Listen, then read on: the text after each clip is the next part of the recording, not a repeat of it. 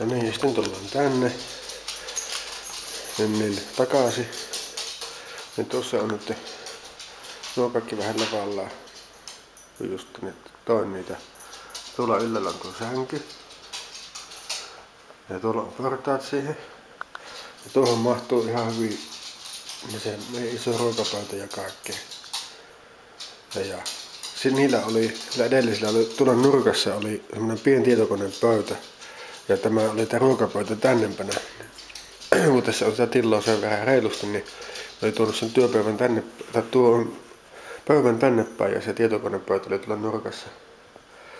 Mutta jos olisi semmonen pikkuinen hylly, niin se voisi olla periaatteessa tuossakin sitten tietysti, ja mennään vähän tuo kappeeksi, mutta nämä on ovet on leveät. Ja tuossa on tuommoinen kamera.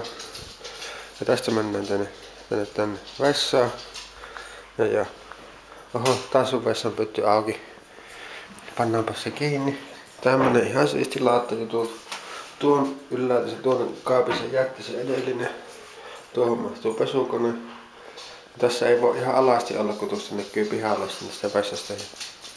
Sitten tullaan sieltä takaisin Kartanomme pohjoissiivestä ja sitten ollaan taas täällä. Ja tuolla on se sänky. Tällä. Noin.